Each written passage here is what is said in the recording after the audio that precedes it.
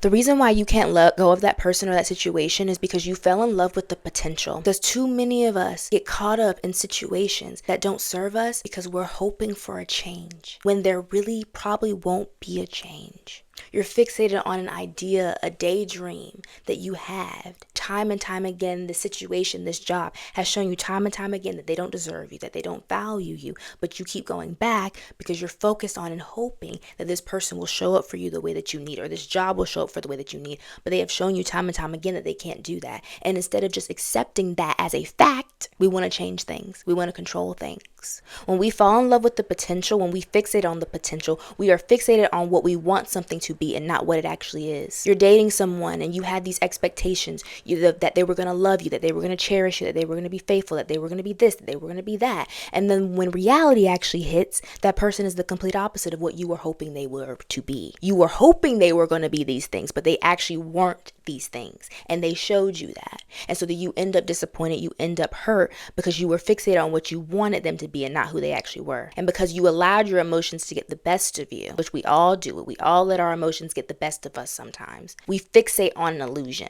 We fixate on something that's not even factual. But when we listen to our logical brain needs facts. It does not fall for things that are not tangible. It does not fall for things that don't make sense. It does not fall for irrationality. It has to be rationalized. It has to be logical. It has to be factual. And so if you listen to that logic and you allow that logic to come in, you'll realize, oh wow, this person's shown me that they don't really care about me. This person doesn't talk to me. This person ignores me. This person is rude. This person's all about themselves. And then when you start to actually look at what you are looking at with your own eyes and hearing with your own ears, you will realize that this person wasn't for you all along. You created these expectations of who you wanted them to be. You let your emotions get the best of you and you fixate on those emotions. You fixate on those illusions. And so when that person actually shows up as who they are, you're disappointed because you were focused on the potential. We have to surrender the potential of things and places and situations because potential is an illusion. Potential is what we want something to be and not what it actually is.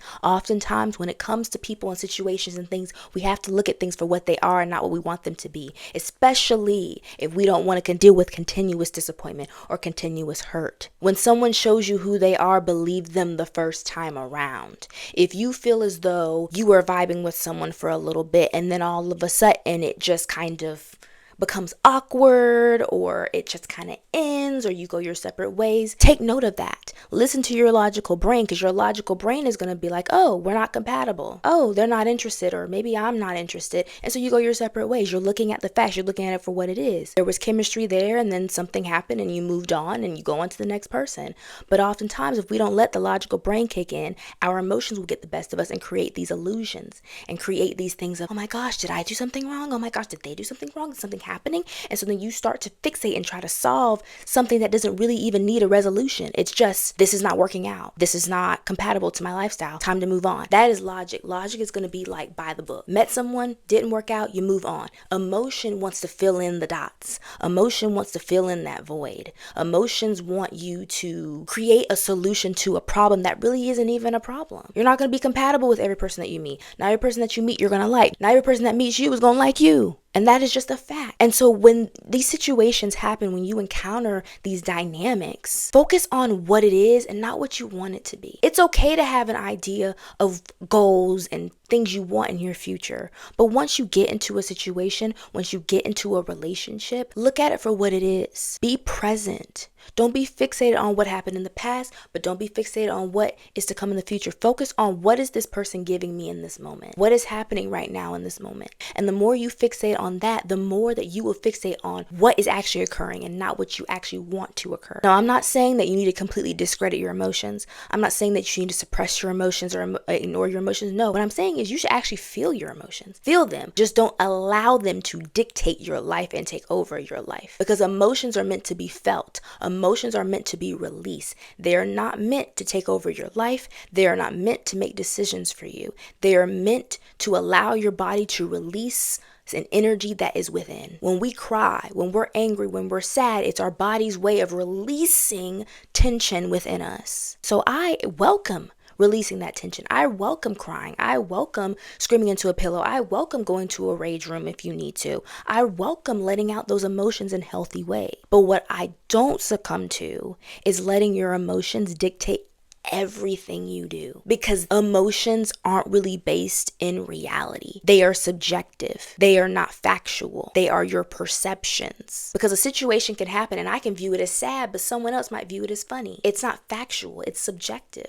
But what is factual is what is actually happening in the moment. That is factual. Allow yourself to not be fixated on potential. Be fixated on facts. Be fixated on what actually is happening in your world. We have to learn to let go of that potential. Because the more that you focus on the potential, the more you focus on the way that you want things to be, the more disappointments and hurt you're going to have in your life. This is how you build discernment.